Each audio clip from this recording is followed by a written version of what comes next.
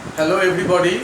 So today we are going to discuss elements, compounds and mixture part 4, where we are going to discuss about the different kinds of the separation technique of a solid liquid mixture. So first of all, we are going to consider the process filtration, and this filtration process is applicable for insoluble solid from the liquid. That means the solid should be or must be insoluble in the liquid. For example, chalk duster, chalk mixed with water, or tea and tea leaves, or you may say that sawdust plus water. So sawdust or chalk or tea leaves, all these are insoluble in water. Okay, so here we are going to separate one insoluble solid from a solid liquid mixture. These are the kinds of examples. So here we need a special kind of the paper known as filter paper. Filter paper is generally round in the shape, and if you touch the surface, it is not the smooth. You feel a rough surface. It's a porous one. Porous means very minute, small holes are there. If it is not visible by your naked eyes, but you can feel it. But if you rub the surface of the filter paper, you feel that the surface is not smooth. It's a little bit rough. So how you can fold the filter paper? It's a circle one, and according to the diameter. So you see the two, I draw the two diameters, you just fold it. So it looks like this one. Again, you have to fold it in that way. Okay. So first fold it, then it gives you the half circle, and then again you just fold the lower part to that of the upper part. So it gives you that a conical shape. So you see it's a circle. Consider the two diameter. First fold it, so it gives a half circle shape, and then fold the lower part to the and fold it in that way so that the lower part matches with the upper portion, and then it gives the conical shape. So this is the technique how to fold a filter paper to give a conical shape. Okay. Now you have to take a funnel. You see this is the funnel, and you have to place the filter paper inside that funnel. You see the shaded region. So I am folding that filter paper and I am placed it inside that funnel. Okay.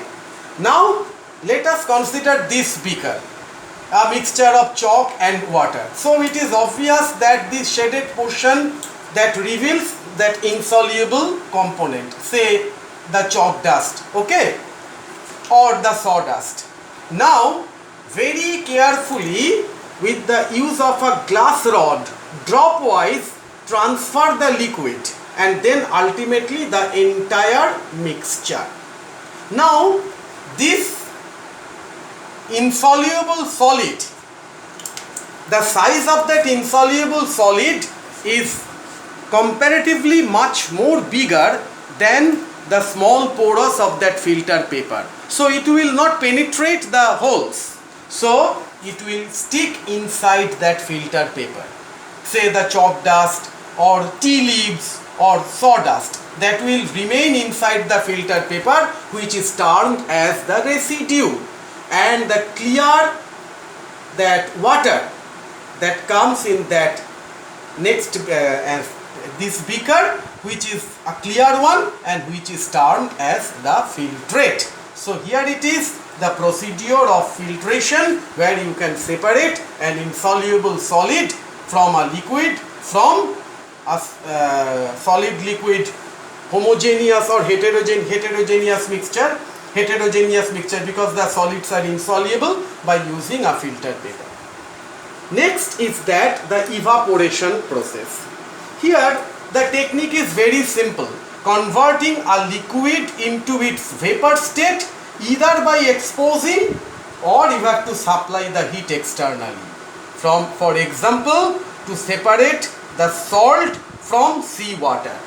Now here it is the laboratory technique. You see that this is a stand and you have to place a wear gauge. This cross indicates this is the wear gauge. Do not hit it directly by using, because if you use the wear gauge, it spreads the heat uniformly throughout the bottom of the container. Now place a sand bath. This sand bath is also used so that you cannot heat the evaporating dish directly, because it may crack by supplying the direct heat. So this is the stand. Place the wear gauge. On that wear gauge, place that sand bath, and over that sand bath place that bowl which is termed as the evaporating dish. Now by using a burner, heat it. Heat the solution, say the seawater inside there. So by supplying heat, that seawater evaporates, and ultimately you will get the solid salt inside that beaker. So this is the technique of evaporation. And obviously it is a homogeneous mixture, because seawater, salt with seawater is a kind of homogeneous mixture.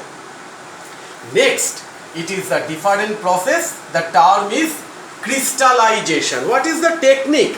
Slow evaporation of a solution containing more of the solid component. That means the component, if you consider here the amount of the salt is less than that of the compared with the seawater, but here you have to take a kind of solution where the amount of the solid component is comparatively more. Okay, example, pure sugar from its water solution. Now what is the technique? You have to take the sugar solution in a container or a bowl. Now you have to apply a strong heat to that sugar solution. So what will happen? After, if you heat that sugar solution strongly, by absorbing the heat, the water evaporates rapidly. Okay. Now whenever you will see that now the amount of the water is very less in that particular solution, then do not heat that solution. Now cool it down. So first apply the strong heat so that the evaporation takes place in a rapid way. Rapidly takes place the evaporation. Now the water evaporates rapidly. Now whenever you will see that the water is less, then cool it down. Now it will form a crystal. Now what is the crystal? Crystal is a particular type of solid which having a definite shape and definite size. And what is the shape of the sugar crystal? It is cubical shape. So whenever you pull it down, then it forms the sugar crystal. Crystal means having a definite shape and definite size. So that is the process of crystallization. And by this process you will get the pure solid, pure sugar from its water solution. No impurity is there, that crystallization. Okay. Next process is that distillation. Here you get the pure solid. Now if you want to get the pure liquid from a solution, obviously it's a homogeneous, okay, pure liquid from a solution, by evaporation followed by condensation. So what you have to do, you have to take the mixture, that means the solid liquid mixture.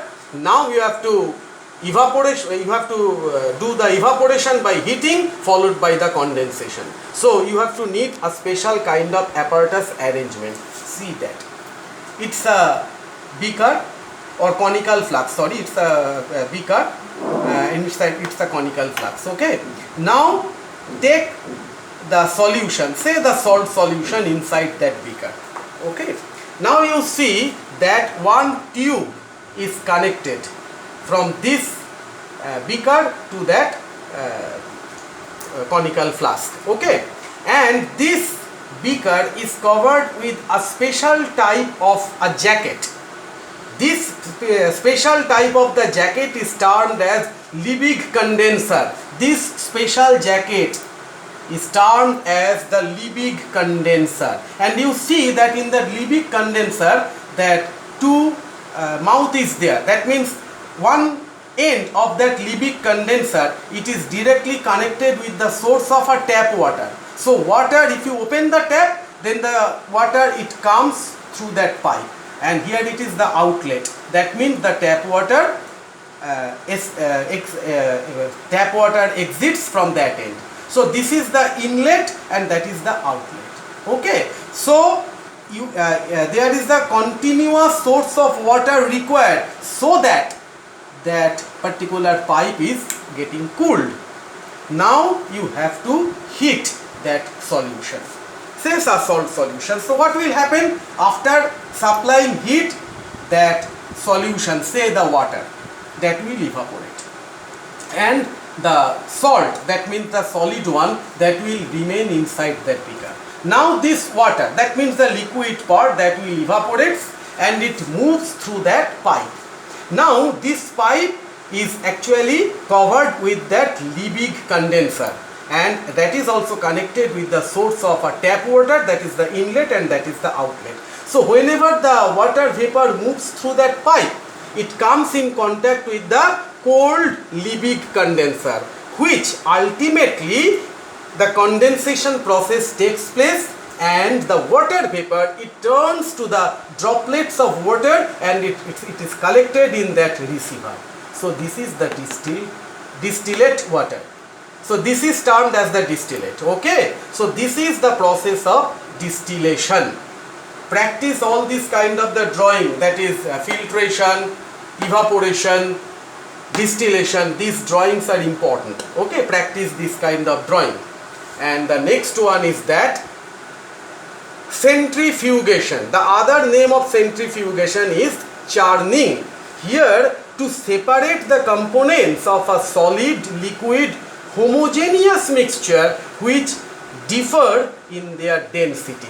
That means you have to take that kind of a solid liquid mixture where the density is different.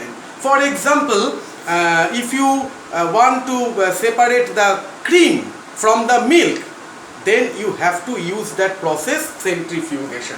And to do that process, there is a special kind of the tube is required, that is the centrifuge tube. And when it rotates in a high speed, then the particle which is heavier one, that means whose density is more, that settle down at the bottom, and the particle whose density is comparatively less, that will move in the opposite side. Okay, so centrifugation, very common example is that in the in our dairy industry, they are using